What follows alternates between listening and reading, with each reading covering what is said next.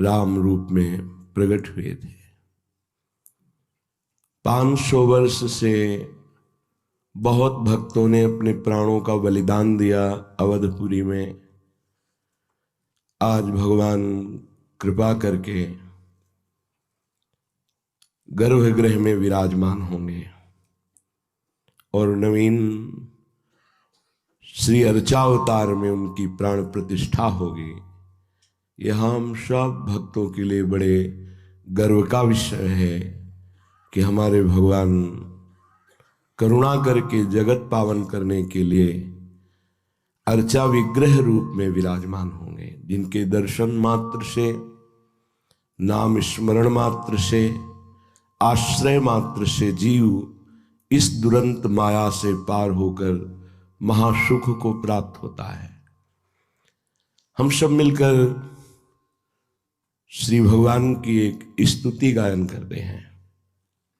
देखो, जगन नाटक मंच पर ये विविध रूप का अनुभव कराने के लिए अपने भक्तों के लिए अनंत नाम, अनंत रूप, अनंत लीला करते हैं, पर पहचानने वाला जो अभिनयकर्ता का परिचय जानता हो, जानता है अभिनय कौन कर रहा है। ऐसे ही चाहे वराह रूप हो, नृसिंह रूप हो, वामन रूप हो, मत्स्य रूप हो, कूर्म रूप हो, राम, परशुराम, श्याम, एकमात्र एक ही प्रभु इस जगत नाटक मंच पर अभिनय कर रहे हैं, दूसरा कोई नहीं। हम भाव से श्याम सुंदर प्रभु जो राम रूप में है उनकी विनय करते हैं और हम वृंदावनवासी उनको हृदय से आशीर्वाद देते हैं। प्रियाजू के चरण बल से हम उन्हें आशीर्वाद देते हैं। वो सदैव विजय श्री हैं ही, स्वयं विजय श्री है, विजयी रहें और सदैव परमानंद को बांटते रहें। अधम जीवों को भी, पापात्मा जीवों को भी अपने चरणारविंद का प्रेम प्रदान करते रहें। उनका स्वभाव ही ऐसा करुणामय है। एक बार हम पंक्ति बोलेंगे, फिर आप सब बोलेंगे।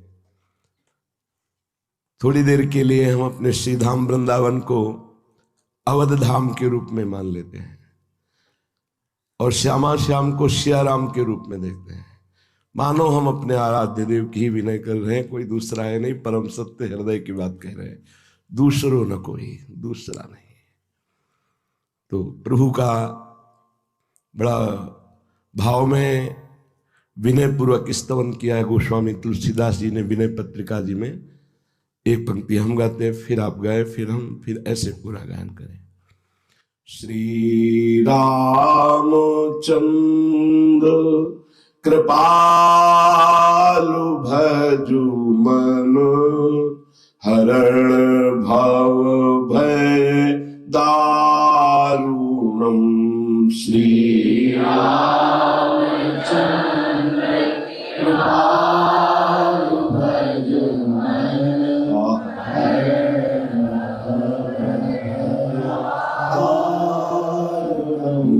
नव कंज लोचन, कंज मुख कर, कंज पद कंजारुणम। नव कंज लोचन, कंज मुख कर, कंज पद कंजारुणम। कंदर्प अगणित अमित छवि, नवनील नीरद सुंदरम। कंदर्प अगणित अमित छवि, नवनील नीरद सुंदरम। पट पीत मानो तड़ित रुचि सूचि, नौमि जनक सुतावरम। पट पीत मानो शुचि मौनि जनक सुतारम। श्री रामचंद्र कृपालु भजु मन हरण भव भय दारुणम। श्री रामचंद्र कृपालु भजु मन हरण भव भय दारुणम। भजु दीन बंधु दिनेश दानव दैत्य वंश निकंदनम। भजु दीन बंधु दिनेश दानव दैत्य वंश निकंदनम। रघुनंद आनंद कंद कौशल चंद दशरथ नंदनम। रघुनंद आनंद कंद कौशल चंद दशरथ नंदनम। शिर मुकुट कुंडल तिलक चारु उदारु अंग विभूषणम। शिर मुकुट कुंडल तिलक चारु उदारु अंग विभूषणम। आजानु भुज शर चाप धर संग्राम जीत खर दूषणम। आजानु भुज शर चाप धर संग्राम जीत खर दूषणम। इति वदति तुलसीदास शंकर शेष मुनि मन रंजनम। इति वदति तुलसीदास शंकर शेष मुनि मन रंजनम। मम हृदय कंज निवास कुरु कामादिखल दल गंजनम। मम हृदय कंज निवास कुरु कामादिखल दल गंजनम। श्री रामचंद्र कृपालु भज मनु हरण भव भय दारुणम। श्री रामचंद्र कृपालु भज मन हरण भव भय दारुणम। नव कंज लोचन कंज मुख कर कंज पद कंजारुणम। नव कंज लोचन कंज मुख कर कंज पद कंजारुणम।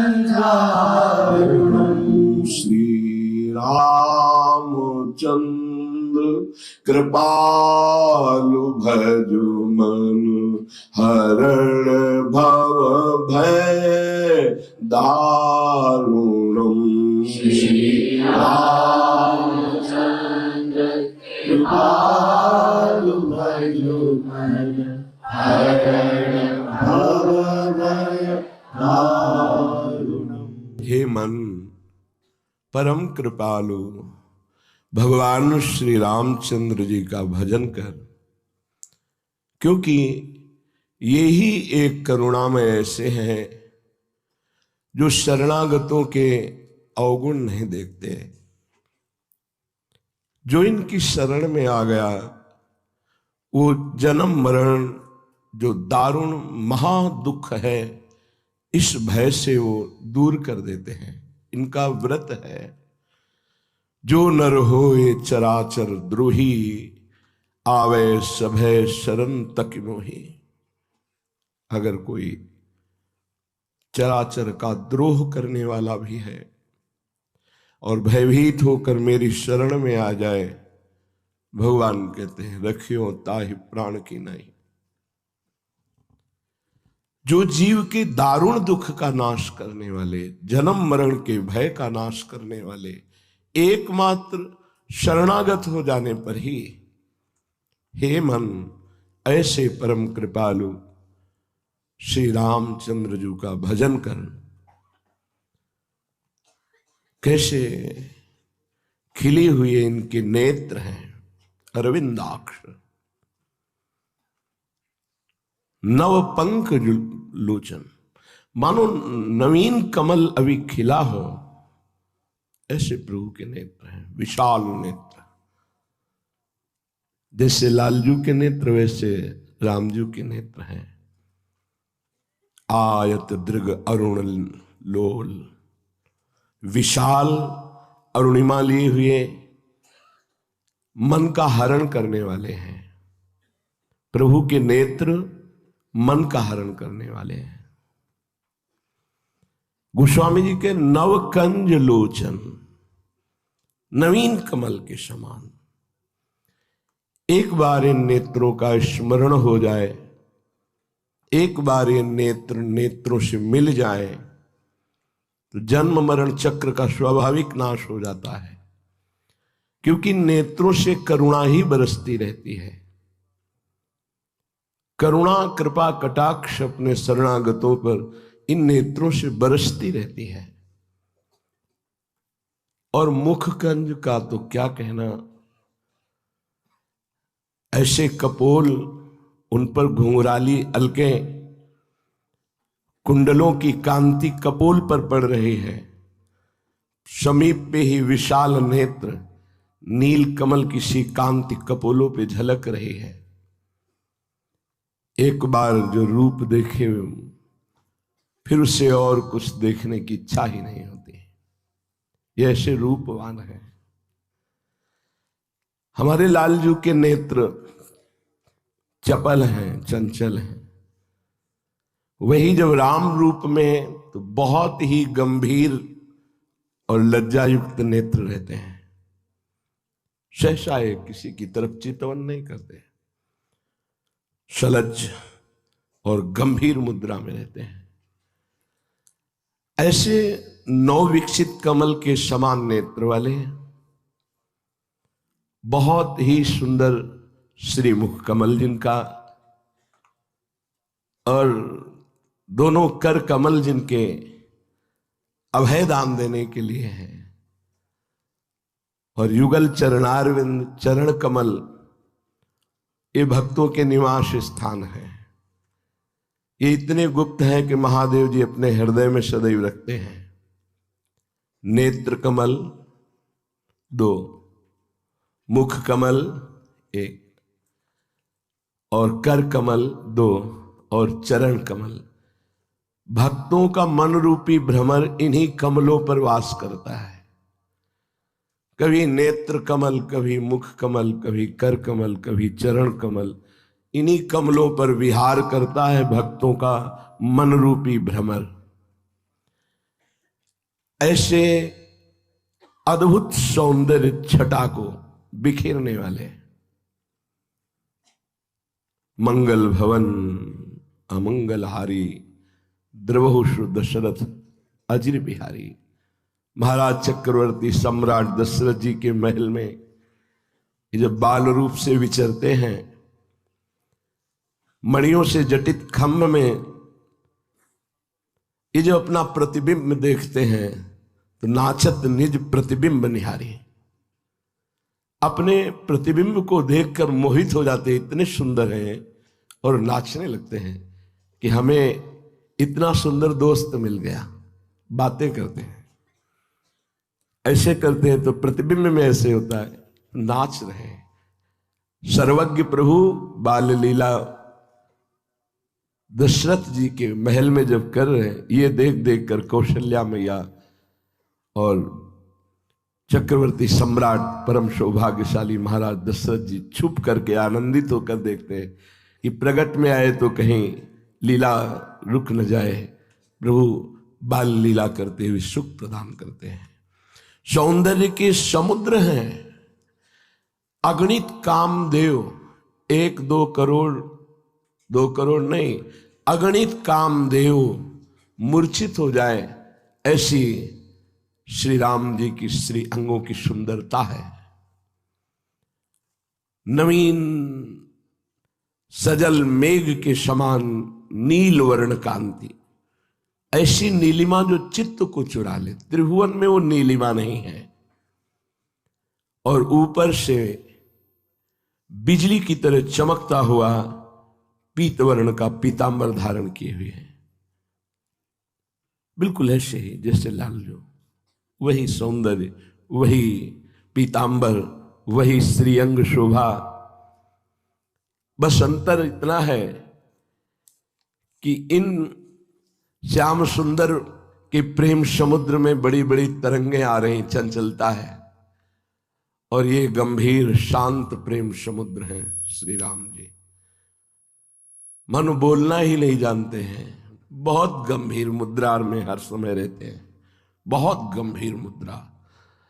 और ये मानो गंभीरता का स्वरूप है, पर ऊपर से तरंगायमान समुद्र है और वो शांत गंभीर। बस अंतर इतना है, वो अगर खड़े भी होंगे तो सिंहवत गंभीर मुद्रा, अगर ये भी खड़े होंगे तो रसिक ललित त्रिभंगी। इनकी चितवन, इनका खड़े होना, इनका मुस्कुराना मुनियों के मन का अपहरण करने वाला है, प्रेमियों के चित्त को आह्लाद से बसीभूत करने वाला है।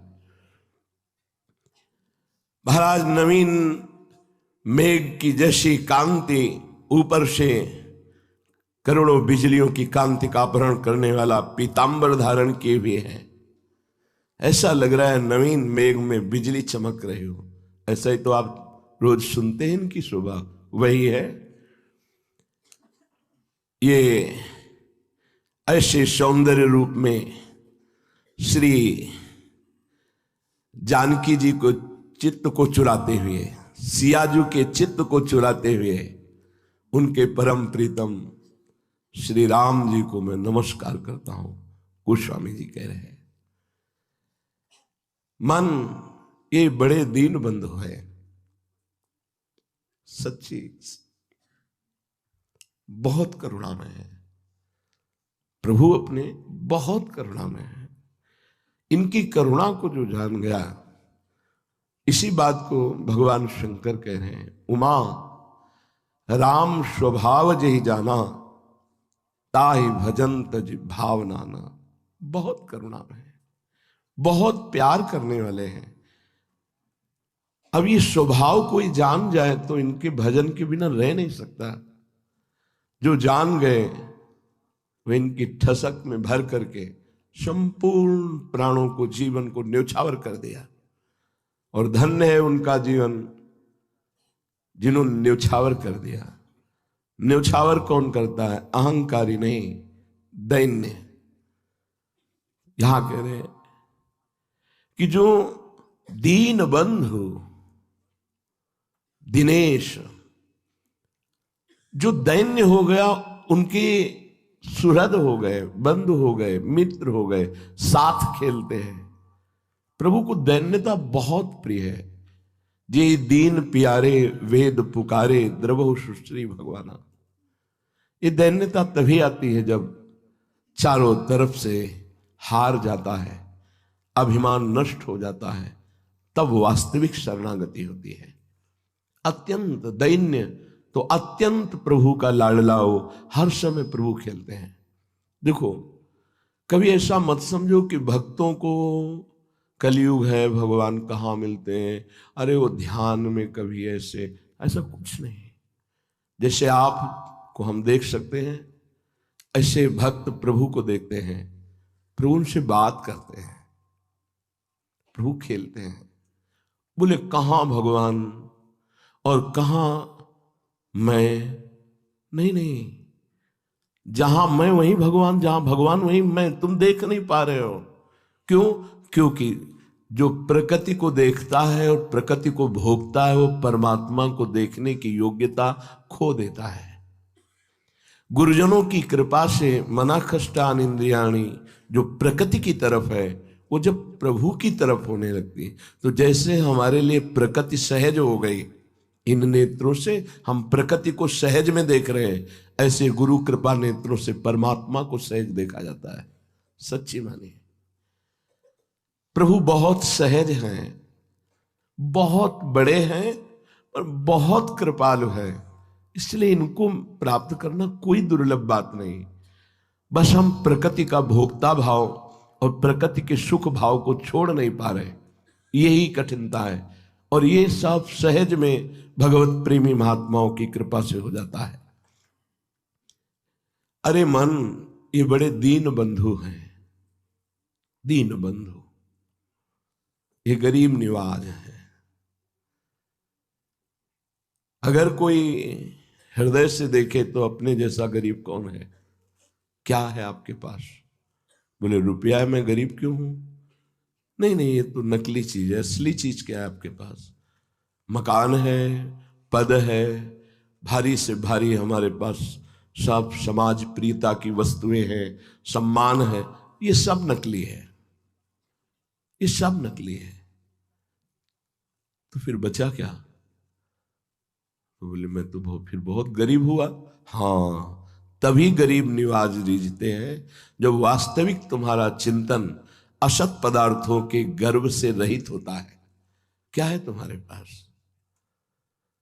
अगर ये लौकिक वस्तुएं तुम इनको देखकर गर्व करते होते तो 4 दिन की चांदनी है, ये नष्ट होने वाली है, तुम्हारी नहीं है। तुम शरीर को जो प्रिय अपना प्राण दे इतना प्यार कर रहे हो आत्म भाव से, ये भी नकली है, ये भी नकली है।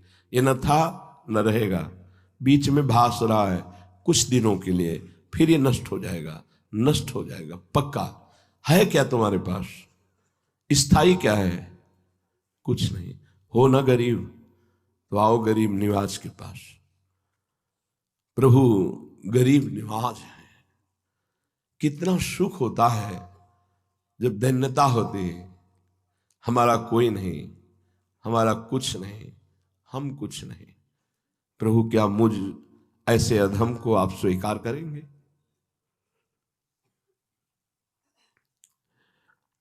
जो विवेक से गरीबी का भाव अंदर आता है ना, वो बहुत जोर का होता है, उससे बड़ा अमीर कोई नहीं होता है। हर अहम के सूत्रों को जहां अहम स्थापित है उसे काट देता है उपासक। मेरा क्या है इसमें? जैसे बहुत सुंदर शरीर है, कितने दिन टिकेगा? और फिर इसमें मेरी क्या रचना है? अगर इस शरीर दिया तो प्रभु ने दिया ना, प्रभु ने रचा है ना, इसमें मेरा क्या है? जिधर देखता है विवेकवान, वहां कुछ अपना नहीं दिखाई देता, एकमात्र प्रभु अपने, तो दीन हो जाता है। ये अहंकार दीन नहीं होने देता। वास्तविक विचार करके देखो, तुम्हारा अहंकार किस काम का है? तुम क्या कर सकते हो?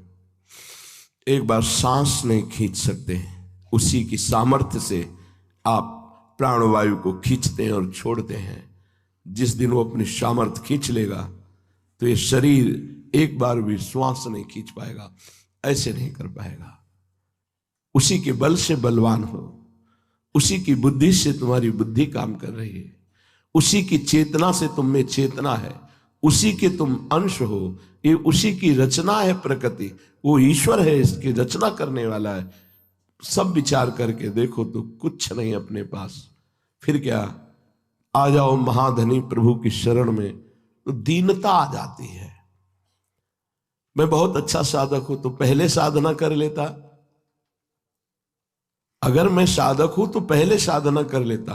अब क्यों? बोले अब गुरु कृपा हुई। तो अहंकार क्यों? विचार, हर जगह हमें विचार पूर्वक।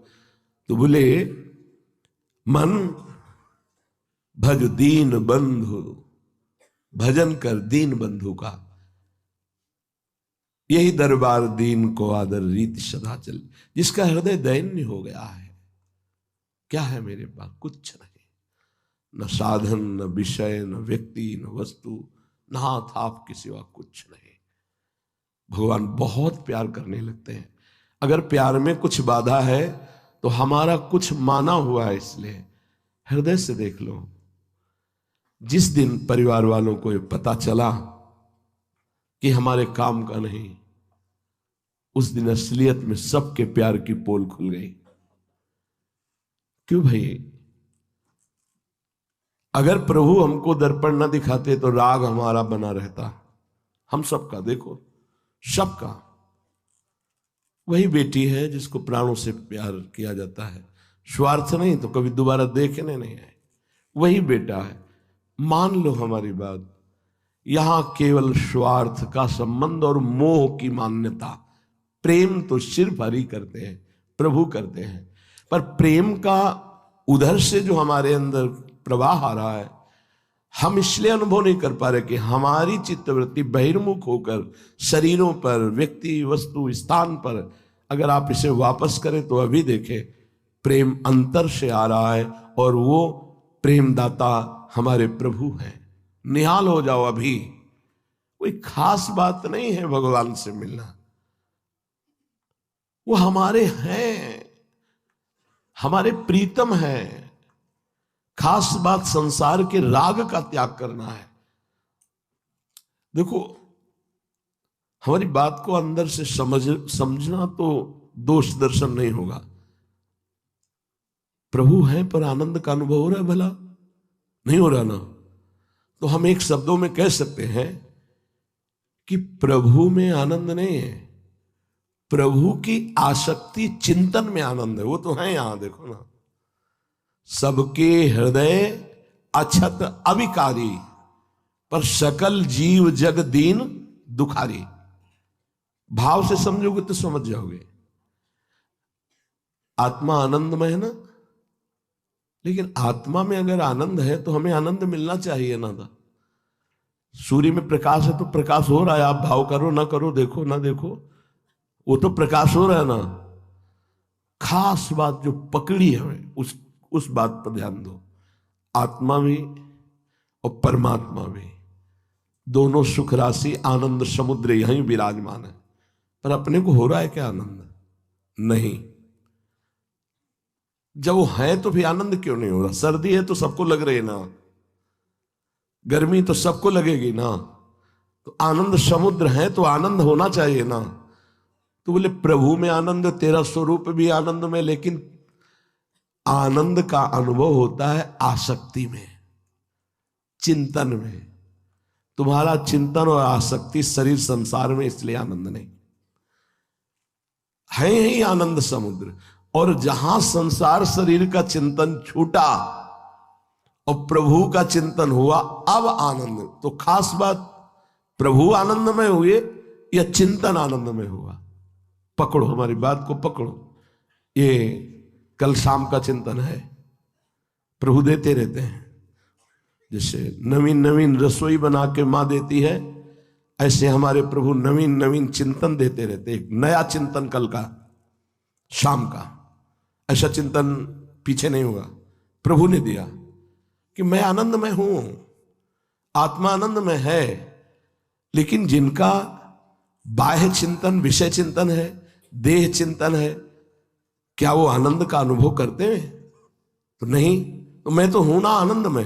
हाँ, तो फिर मैं आनंद में हूं तो उनको आनंदित होना चाहिए। नहीं हो रहे, क्यों? क्योंकि चिंतन में आनंद है, आसक्ति में आनंद है, आसक्ति प्रेम में। दुर्योधन भी भगवान को देख रहा है तो आनंद में है ना, तो आनंद आना चाहिए उसको ना। आया क्या? नहीं ना। और विदुरानी जी, विदुर जी, भीष्म पितामह जी, इनको परमानंद आ गया, बेसुध हो गए आनंद में। क्यों? क्योंकि इनका चिंतन है, इनकी आसक्ति ये प्रेम है प्रभु से। खास बात प्रभु का चिंतन और प्रभु की प्रेमाशक्ति, ये दो बात पकड़ में आई। अगर आपका चिंतन प्रभु का नहीं हो रहा, प्रेमाशक्ति प्रभु में नहीं है, तो आनंदमय होते हुए भी आनंद का अनुभव नहीं होगा। आत्मा आपका स्वरूप आनंदमय है, सबका आनंदमय स्वरूप है। आनंद बिंदु नहीं हो आप, आनंद सिंधु हो आप। बिंदु तो माया प्रकृति में है, आनंद कोश आनंद बिंदु माया प्रकृति, आप आनंद सिंधु है। तो आप आनंद सिंधु है तो आनंद नहीं है। क्यों? आपका चिंतन नहीं है, ना आत्मचिंतन ना परमात्म चिंतन, तो आप दुखी हैं, क्लेशित हैं, अशांत हैं। ये बहुत सुंदर बात प्रभु ने कर दी, खास बात पकड़ में आई। हजारों बार चर्चा होती है, पर जब प्रभु उसको वस्तु को प्रकाशित करते हैं, शब्दों को, तब एकदम निहाल हो जाता है। आहा, कैसे जगत गुरु भगवान शब्द को प्रकाशित कर रहे हैं। चिंतन में आया कि खास बात है भगवत चिंतन और भगवत आसक्ति, तब आनंद का। नहीं तो आनंद के हृदय में बैठे रहने पर भी आनंद नहीं हो रहा। भगवान का नाम आनंद है, भगवान आनंद सिंधु है, आनंद कंद है, आनंद के मूल है, लेकिन आनंद बिल्कुल नहीं है। भला आनंद मूल के विराजमान होने पर भी आनंद क्यों नहीं है? तो बोले आनंद भगवत चिंतन में है, आनंद भगवत प्रेमाशक्ति में है। ये बात खास पकड़ लो। इसीलिए जो प्रवीण उपासक हैं वो भगवान से मिलने की ज्यादा बात नहीं रखते, वो भगवत चिंतन में डूबने की बात रखते हैं। वो भगवत आसक्ति में, भगवत प्रेमाशक्ति में। ये पूरे चिंतन का कल के सार बात निकली। गाढ़ चिंतन, उतना ही परमानंद, गाढ़ आसक्ति, उतना ही परमानंद। नहीं तो है सबके हृदय में, पर सकल जीव जग दीन दुखारी। विषयों में दीन हो रहे, ये मिल जाए, ये मिल जाए, ये मिल जाए। इस दैन्यता की यहां बात नहीं है। यहां बात है कि ब्रह्मा के पद की भी चाह नहीं रह गई, वो दैन्य। भज दीन बंधु दिनेश, भगवान दीन बंधु है। दीन बन जाओ, बहुत जल्दी भगवत साक्षात्कार हो जाए। इसीलिए महाप्रभु चैतन्य देव जी कहते तृणादपि सुनीचेन। हम दैन्य नहीं हो पा रहे। क्यों नहीं हो पा रहे? कुछ न कुछ हम पकड़े हैं, बस इतना समझो। जो कुछ पकड़े हो वो तुम्हारा असत है। अच्छे से विचार करके देखो। शरीर को पकड़े हो, मुझे अमुक अमुक वेद कंठस्थ है, अमुक अमुक अमुक, ये जो पकड़े हो यही तुम्हें दैन्य नहीं होने दे रहा। बड़े कृपा पात्र हैं जिनको कुछ पकड़ने को मिला ही नहीं। आपको यजुर्वेद करने, हमको वेद का क्या, हमको तो कुछ नहीं ज्ञान है। आपके पास क्या? कुछ नहीं है हमारे पास। आपको कोई रिश्ता नाता नहीं, कोई नहीं है हमारा। बड़े भाग्यशाली हैं जिनके अंदर ये बात है कि वो कुछ नहीं पकड़े, कुछ नहीं, कुछ पकड़े ही नहीं है। वो ऐसा ऐसा ऐसा बहुत होता है, ये बहुत होता है। ये प्रभु को आप नहीं प्राप्त कर पाएंगे। एक सुई को भी पकड़ लोगे तो आप भगवत प्राप्ति की बड़ी सूक्ष्म गली है, इसमें नहीं ले जा पाओगे। अगर सुई की भी आसक्ति और ममता है तो आप अंदर प्रवेश नहीं कर पाएंगे इस गली में। हमारे पास तो ढेर सारी ममता आसक्ति है, उसी को हटाने के लिए रोज सत्संग रूपी सोहनी लग रही। कुछ नहीं, शांत होकर बैठ करके देखो तुम क्या हो और क्या कर सकते हो। तुम्हारा कौन है, तुम्हारे पास क्या है। सही कुछ नहीं है, कोई बस नहीं। अभी प्राण निकल जाए तुम्हारा क्या बस, अभी शरीर छूट जाए तुम्हारे पास क्या बचा? खाली, एकदम खाली। अगर अभी एकदम खाली हो जाओ तो तुम भगवान का साक्षात्कार कर लो। खाली होना है हमें, कुछ नहीं पकड़ना, कुछ नहीं।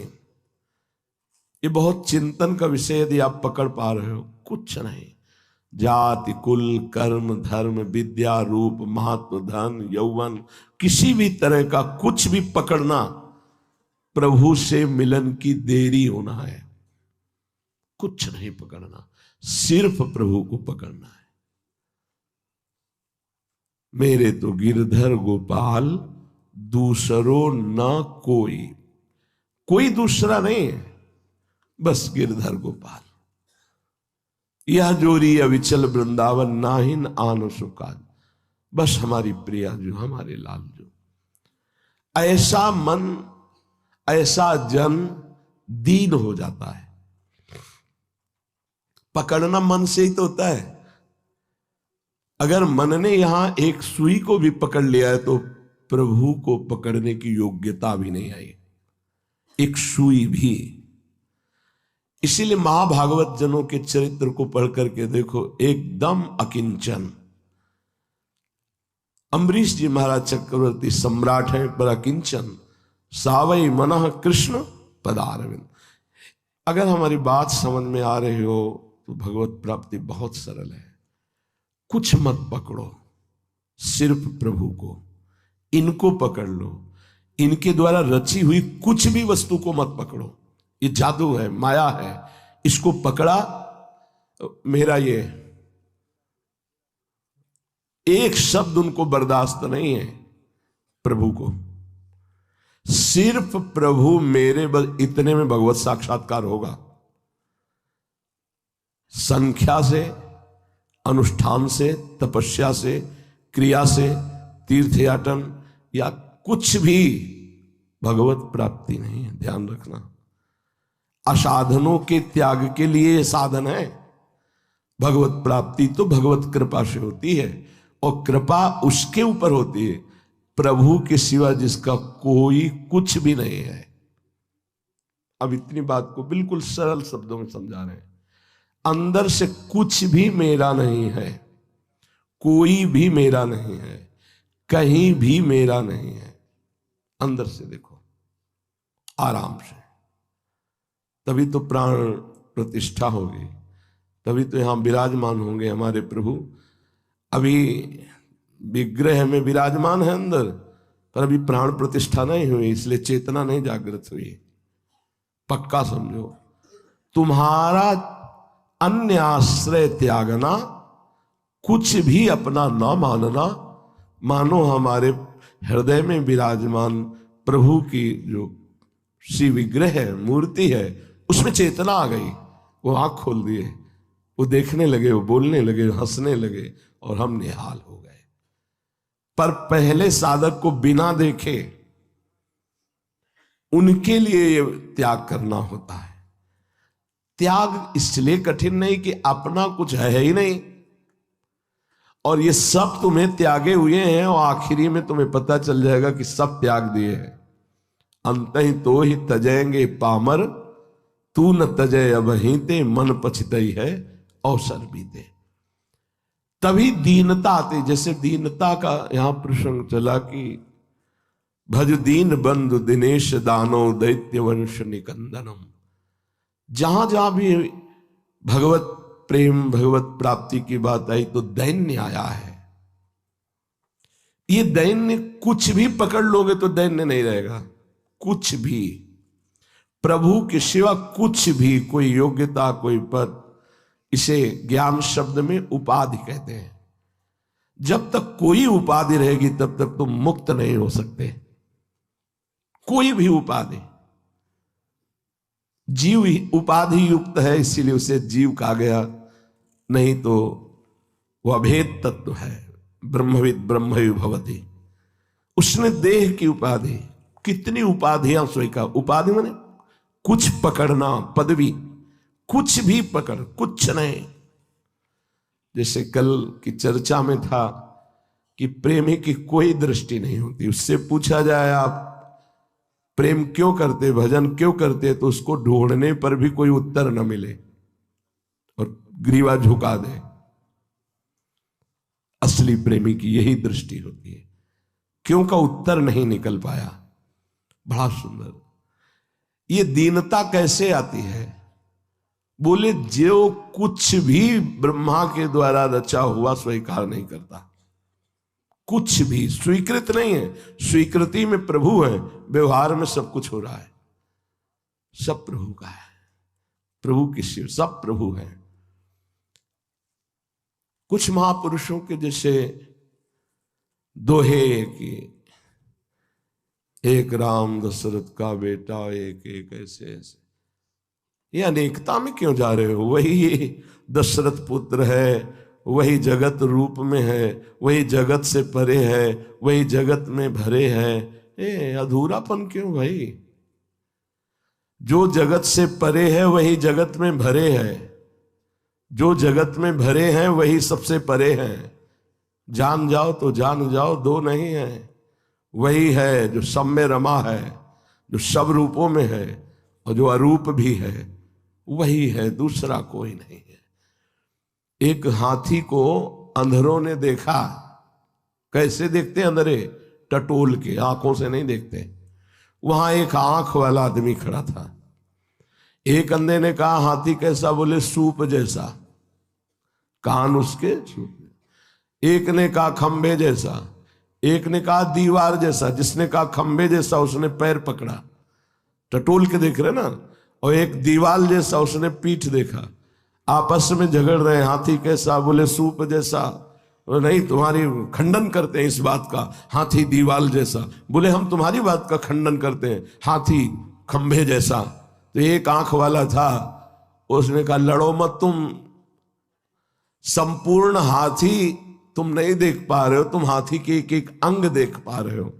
मैं संपूर्ण हाथी को देख के कहता हूं कि तुम वर्णन हाथी का ही करते हो, लेकिन लड़ रहे हो क्योंकि संपूर्ण हाथी को तुम नहीं देख पा रहे हो। संपूर्ण तत्व को जान गए तो वही निराकार, वही साकार, वही सब रूपों में, वही सब रूपों से परे, वही सब में भरे। कहीं कोई तर्क वितर्क की गुंजाइश ही नहीं, कुछ नहीं पकड़ना। नाम ज्ञानी है, नाम भगत है, नाम योगी है, नाम कुछ क्या है? हम हैं, इसका भी विस्मरण कर दो। बस प्रभु ही प्रभु ही। अभी दैन्यता का यहां ऐसा उफान उठेगा, रोते रहोगे, प्रेम में रोते रहोगे। बस यही दरबार दीन को आदर। प्रभु सिंहासन से खड़े होकर दौड़कर उसे गले लगाते हैं। किसको? जिसके पास कुछ नहीं है, अंदर से कुछ नहीं स्वीकृति है। जैसे सुदामा जी के पास अगर है कुछ तो श्री कृष्ण है, कुछ नहीं है आगे। भगवान दौड़ करके आए और गले लगे। कुछ नहीं जिसके, तुम्हें छाड़ी गति दूसरी नाही, बसहु राम तिनके मन माही। आपके सिवा दूसरा कोई आश्रय ही नहीं, वस्तु ही नहीं, स्थान ही नहीं। ये सच्ची मानिए, बिल्कुल यथावत ऐसा ही है। जब ये सब अपवित्र अंतःकरण पवित्र हो जाता है नाम जब से, भगवदाश्रय से, ऐसे खुली नेत्रों से एक एक सब रहस्य खुल जाता है। ये रहस्य रघुनाथ कर बेग न जाने कोई, जो जाने रघुपति कृपा तो सपने मोह न होए। कोई नहीं। जब ये सब बातें तर्क वितर्क की, लड़ाई झगड़े की उत्पन्न होती हैं तो अंधरों ने जैसे हाथी का वर्णन किया था उसमें होती है। नेत्र वाला जब वर्णन करेगा तो वो एक ही होगा कि ये संपूर्ण बातें एक की हैं। वही एक अनेक है, वही अनेक एक है। एक और अनेक दोनों से वो परे है। वही सत है, वही असत है। वो सत असत दोनों से परे है। वही सत असत में भरे है। कैसे पहचानो? गुरु कृपा हो जाए तो अभी सब संशय निवृत्त हो जाए। तो ऐ मन भज दीन बंधु। बस जब तक दीनता नहीं आती तब तक प्रभु बंधु नहीं होते। नहीं, वो बंधु की जगह हम उन्हें बंदी कह सकते हैं। जहां दैन्यता आई तो हृदय में बंदी बन जाते हैं, यहीं खेलते हैं। हृदय रूपी निकुंज में सदैव वो खेलते रहते हैं। उपासक चलता फिरता वृंदावन होता है। उपासक चलता फिरता वृंदावन होता है। उसके हृदय रूपी कुंज निकुंजों में प्रिया प्रीतम विहार करते रहते हैं। तभी भगवत रसिक जी कहते हैं हमारे उर वृंदावन, और इस प्रकट वृंदावन से हमारे उर में वृंदावन का प्रादुर्भाव हुआ। अब वो हम जहां भी हैं वो हमारे हृदय में खेलते रहते हैं। जैसे नारायण स्वामी जी कहते हैं, नारायण या गौर श्याम को हृदय निकुंज बसाइए। हृदय में क्यों नहीं आ रहे? कुछ है। ये बहुत गाढ़ चिंतन की बात आपको कह रहे हैं। जिसके हृदय में प्रभु के सिवा कुछ नहीं है, उसका हृदय प्रभु का निज महल हो जाता है। ये देखो देखो, जाहि न चाही कमौ कछु, तो तुम सन सहज सने, तो बसो निरंतर तास उर। निरंतर प्रभु उसके हृदय में बैठ। वाल्मीकि जी कह रहे कैसे?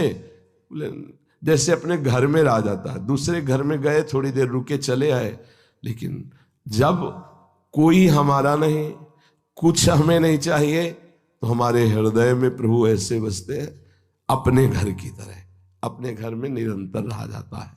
सो राउर निज गेह, वो हृदय आपका निज घर है।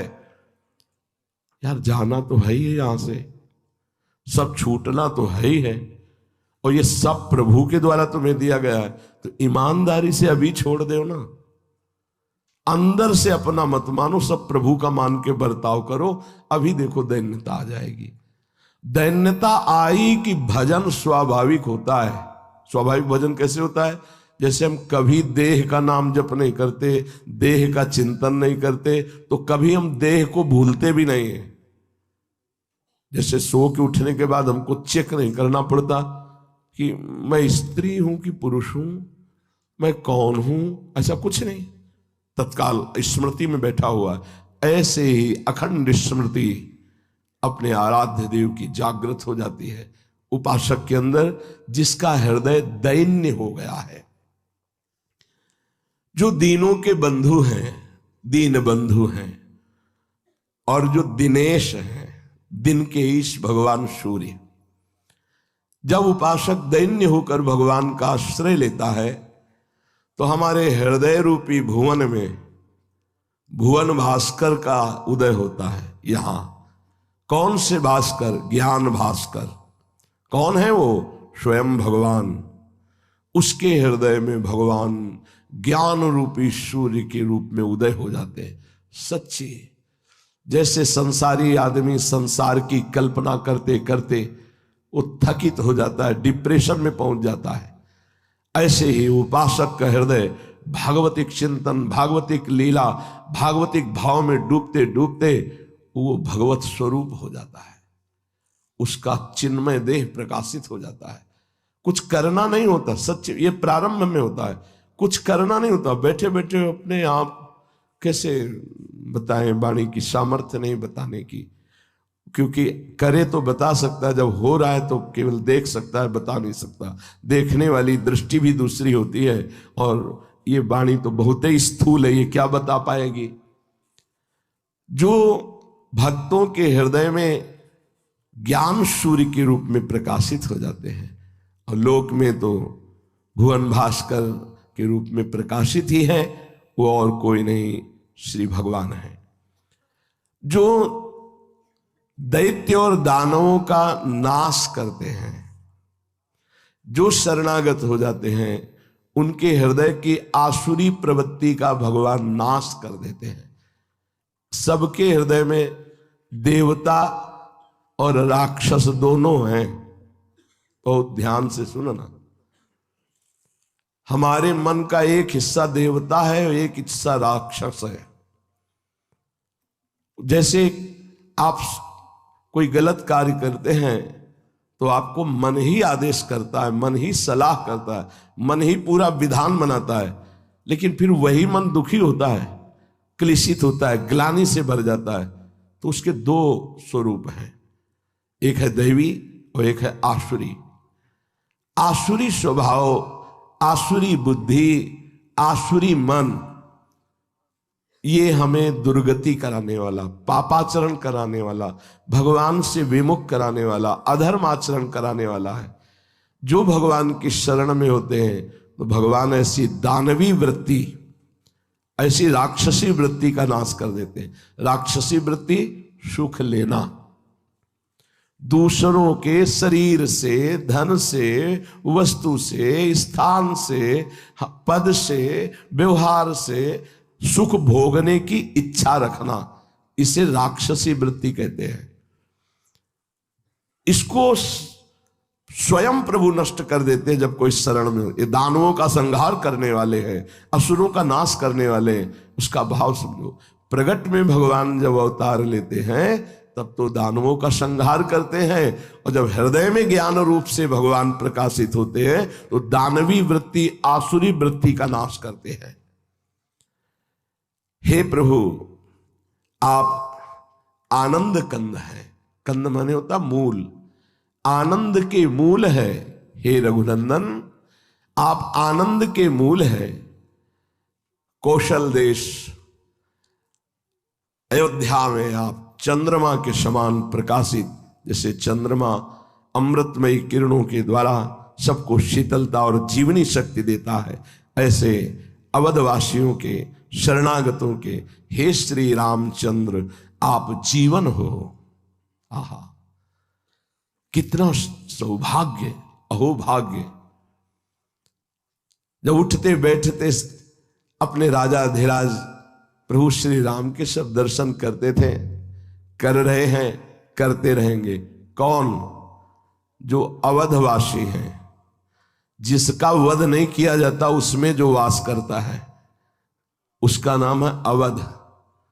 अभी जिसका वध हो सकता है हम उसमें आसक्त हैं, इसीलिए हम राम राज्य में नहीं काम राज्य में जीते हैं। अवध में रहे तो राम राज्य में जिएंगे। अवध है भगवान का नाम, भगवान का रूप, भगवान की लीला, भगवान का धाम। अपना स्वरूप अवध है। नैनम छिन्दन्ति शस्त्राणि नैनम दहति पावका न चैनम क्लेदयन्त्यापो न शोष्यति मारुता। जो हर समय स्वरूप में रहते हैं, या जो नाम जप में रहते हैं, या जो रूप ध्यान में रहते हैं, जो लीला चिंतन में रहते हैं, जो भगवत धाम की लीलाओं के चिंतन में रहते हैं, वो अवध में रहते हैं। ऐसे अवधवासियों को आराध्य देव प्रेमामृत रूपी अपनी किरणों से आह्लादित करते रहते हैं। उनका हृदय प्रेम आनंद में रहता है। अभी जिसका वध हो सकता है उसमें हम आसक्त हैं। अभी सब शरीर में आसक्त भाव से रह रहे हैं, अवध में नहीं रह रहे। इसका वध हो जाएगा। अवध है स्वरूप, अवध है नाम भगवान का, अवध है रूप भगवान का, अवध है भगवान की लीला, अवध है भगवान का धाम। जो नाम रूप लीला धाम में रमण करते हैं, जो अपने स्वरूप में स्थित हैं, उन्हीं को इस प्रेमामृत का रसास्वादन प्राप्त होता है। जैसे चंद्रमा अपनी किरणों से शीतलता और जीवनी शक्ति प्रदान करता है, ऐसे भक्तों के हृदय में ये प्रभु आराध्य देव प्रेमामृत रूपी किरणों से, करुणामयी दृष्टि से उनका हृदय शीतल रखते हैं। परम शीतल माश्रयामी, परम शीतल हृदय रहता है, और उनके जीवन का आधार पोषण यही है। इन्हीं के नाम रूप से उनका जीवन चलता है। जिनके मस्तक पर रत्न जटित मुकुट है, कानों में कुंडल है, भाल पर सुंदर तिलक है, प्रत्येक अंग में सुंदर आभूषण सुशोभित हो रहे, जिनकी अजान भुजाएं लंबी घुटनों तक भुजाएं हैं, जो सदैव सारंग धनुष और बाण लिए रहते हैं। ये प्रभु धनुष बाण क्यों लिए रहते हैं? अपने लिए। उनको डर है किसी से? अरे डर को भी इन्हीं से डर लगता है।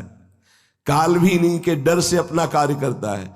मृत्यु भी जिनके डर से डर के अपना कार्य करती है। वायु जिनके डर से प्रवाहित, जल थल चराचर जगत ईश्वर के शासन से भयभीत होकर सब अपना अपना कार्य कर रहे हैं। इनको डर है। ये धनुष बाण डर के लिए धारण किए। अरे जिनकी भ्रकुटी संचालन मात्र से संपूर्ण सृष्टि का संहार हो जाता है। इशारा किया तो सृजन हो गया, और इशारा किया तो लय हो गया। भ्रकुटी विलास, सृष्टि लय हुई, उनको धनुष बाण धारण करने की जरूरत है? ये धनुष बाण केवल हम भक्तों के लिए है, शरणागतों के लिए है। जब प्रगट में प्रभु अवतार लेते हैं तो प्रभु की दिव्य पार्षद उनके अस्त्र शस्त्र के रूप में अवतार लेते हैं। जैसे हमारी प्रियाजू के कर कमल में नील कमल है, लालजू के कर कमल में बंशी है। कोई भी आपको अस्त्र नहीं दिखाई देता, लेकिन 19 चरण चिन्ह प्रियाजू के चरणों और 19 लालजू, और उनमें सब दिव्यास्त्र हैं। प्रभु के तलवे में सब दिव्यास्त्र विराजमान हैं। प्रियाजू और लालजू के किनके लिए हैं ये? जो इन चरणों का आश्रय लिए हुए, अंकुश, ध्वजा, चक्र, वज्र, ये सब प्रभु के चरणों में विराजमान है। श्री रघुनाथ जी सारंग धनुष धारण किए अपने शरणागतों के लिए। तो क्या शरणागत को भी कोई सताता है? हाँ, काम, क्रोध, लोभ, मोह, मद, मत्सर, ये भगवान करुणा करके जब हृदय में विराजमान होते हैं तो फिर ये एक भी आसुरी भाव अंदर नहीं रह जाते। और प्रगट में भी भगवान रक्षा करने के लिए तापस वेश विशेष उदासी, 14 वर्ष राम बनवासी। तो विशेष उदासी में राजकी चिन्ह कोई नहीं, लेकिन आपने तूणीर बांधा और धनुष लिया भक्तों की रक्षा के लिए। ये भगवान के सुदर्शन आदि दिव्यास्त्र भगवान के लिए नहीं है। कौन भगवान को भय दे सकता है? जब उनके सिवा कोई, अपने भक्तों के लिए। अन्य आश्रय नहीं होना चाहिए, तब आपको अनुभव में आएगा। एक बार गोस्वामी श्री तुलसीदास जी महाराज जब रामचरितमानस रच रहे थे, बड़ा प्रभाव जब से रचा होगा तब से आज तक और जब तक सृष्टि रहेगी, अद्भुत प्रभाव गोस्वामी जी की रामचरितमानस का है। अद्भुत। ये तो धाम है, यहां तो क्या महिमा ही है प्रिया प्रीतम की। गांव गांव में जब किसी का मुंडन, छेदन, कोई भी ब्याह बर उत्सव, तो 24 घंटे के लिए रामायण का पाठ रखा जाता है। अगर गांव में पूछा जाए कि आप किस ग्रंथ को जानते हैं तो सीधे कहेंगे रामायण। कोई भी उत्सव होना है तो रामायण का अनुष्ठान, मतलब ये एक गांव की नहीं कह रहे, लगभग सब सरल भाषा में भगवान की ऐसी अद्भुत महिमा की रचना की कि काशी में हाहाकार मच गया कि अगर ये ग्रंथ अंतर ध्यान नहीं किया गया तो संस्कृत आदि से रचे हुए सब बड़े बड़े विद्वानों को जो कंठस्थ शास्त्रीय श्लोक, गोस्वामी जी सरल भाषा में हर श्लोक वेद, शास्त्र, पुराण सब का सार उस लिखा हुआ है। तुम्हें श्लोक याद हो तो चौपाई में मिला लेना, मिल जाएगा। जैसे भगवान कह रहे गीता में, त्रिविधम नरकस्येदम द्वारम नाशन्मात्मनः कामः क्रोधः तथा लोभः तस्मादेत्रयम् त्यजेत्। गोस्वामी जी लिख रहे हैं, काम, क्रोध, मद, लोभ सब नाथ नरक के पंथ। बिल्कुल वही टीका कर रहे हैं। अब ये हुआ कि गोस्वामी जी की रामायण को गंगा जी में फेंक दिया जाए, हस्तलिखित जो लिख रहे थे। तो पैसे देकर आसुरी प्रवृत्ति वाले 4 लोगों को तय किया गया कि रात्रि में गोस्वामी जी जब सो रहे हो तो समीप ही विराजमान थी हस्तलिखित, उसको 80 घाट नीचे ही गंगा जी में रहे जहां तुलसीदास जी महाराज रहते थे। अपने तो वही बड़ी कृपा रही है, वही पीपल के नीचे बैठे, वही तुलसी घाट है, बस बगल में कच्चा 80 घाट है, 80 घाट तुलसी घाट। महाराज की पादुका तुलसीदास जी की, उनकी नौका, जिस नौके में बैठ करके ये गंगा पार जाकर शौच होते थे, वो सब विराजमान है। जिस समय हम वहां थे रोज दर्शन होते थे, वहीं रहते हैं, घाटों में ही रहना था। वो रात्रि के 12 बजे आए। एक ऐसी यज्ञशाला जैसी गोस्वामी जी की वास स्थली थी जिसमें 4 दरवाजे थे चारों तरफ से। प्रथम दरवाजे पे चोर गए तो देखा सारंग धनुष धारण किए हुए गौर श्याम जोरी राम लखन। वो चुपके से दूसरे दरवाजे में गए, देखा गौर श्याम जोरी। चारों दरवाजों पे देखो, भाग गए। पर एक अद्भुत आनंद चोरों को, देखो संत के अहित के लिए जा रहे तो भगवत साक्षात्कार हो गया। अगर गोस्वामी जी से प्यार करते तो प्रेम हो जाता भगवान से। एक अद्भुत आनंद उनको हुआ। उन्होंने कहा कि उनके परिचय के हैं, उनकी सेवा में रहते हैं, तो एक बार देखने को मिलेगा। गए, गोस्वामी जी को साष्टांग दंडवत किया और कहा जो रात्रि में आप पहरेदार रखते हैं एक बार हमें दिखा दीजिए, हम देखना चाहते हैं। तो कहा अरे भैया, मुझ गरीब का कौन पहरेदार हो सकता है, यहां कोई पहरेदार नहीं है।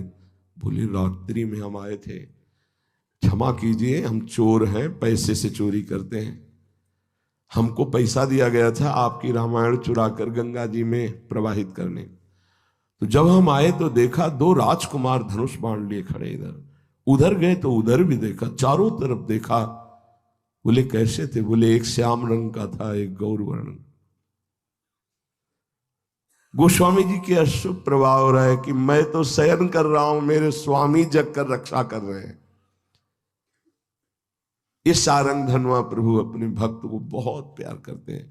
ये धनुष केवल भक्तों की रक्षा के लिए धारण करते हैं। जो धनुष बाण लिए हुए हैं, जिन्होंने संग्राम में खरदूषण को भी परम पद प्रदान किया, अर्थात जो नीच आचरण वाले मांसाहारी, पापाचारी, दुराचारी, वो भी यदि हमारे प्रभु की शरण में आ जाए तो प्रभु ने परम पद प्रदान कर देते हैं। किसी को मारकर, किसी को प्यार कर। मारने से जो मिलता है परम पद, बड़े बड़े मुनि साधना करके उसे प्राप्त करना चाहते हैं। पर एक बात होती, परम पद तो मिल जाता है पर प्रेम रस का स्वाद नहीं मिलता है। इसीलिए खास बात परम पद की प्रेमी जनों ने नहीं चाही। प्रेमी जनों ने प्रेम चाहा है प्रभु से। इनको प्यार करते हुए तड़पने में जो सुख है वो परम पद में एकांत कहीं बैठ करके इनकी याद करके आह भर के रोने में जो सुख पाया गया वो किसी भी सिद्धि में नहीं पाया गया, किसी भी सुख में नहीं पाया गया। सच्चे मानिए, कोई तुम्हें देख ना रहा हो और ऐसी एकांत स्थली पे बैठकर और इनकी याद में तड़पते हुए जो समय व्यतीत हो रहा है, वो सुख कहीं नहीं है, कहीं नहीं है, कहीं नहीं है। इसीलिए हरिराम व्यास जी ने कहा कि परम पद किसे कहते हैं, हम तुम्हें बताएं। बोले प्रेमी जनों के बीच में बैठना ही परम पद है। शायद गोस्वामी जी इसी बात को प्रकट करें। तात स्वर्ग अपवर्ग सुख धरी तुलाए कंग, तूल नताय सकल मिल जो सुख लव सत्संग। ऐसे प्रेमी महाभागवतों के आंसुओं में दम होती है कि हमारे नेत्रों की माया पर्दा की जो वृत्ति हट जाती है, हमारा हृदय तड़पने लगता है प्रभु के लिए। सोचो, अनंत जन्मों से विषय भोगी मन प्रभु के लिए तड़पने लगा। बोले इसीलिए कोई भी स्वर्ग सुख, मोक्ष सुख आदि भी प्रेमी जनों के संग के समान नहीं रखा गया। अहो भाग्य जब एकांत में बैठ करके प्रभु के लिए तड़पते हुए रोना, वो हृदय की एक पीड़ा रही नहीं जा रही, ना वो कह सकता है ना कोई समझ सकता है। अब वो केवल जिनके लिए तड़प रहा है वही समझ रहे हैं या तो उसका हृदय समझ रहा है। आसपास कोई हो ना, इसलिए कि फिर वो भाव नहीं आ पाएगा। अगर एक भी व्यक्ति दिखाई दिया तो भाव संवरण हो जाता है, क्योंकि जहां होता कोई है तो चिंतन में आया ना कोई है, अब वो संवरण हो जाएगा।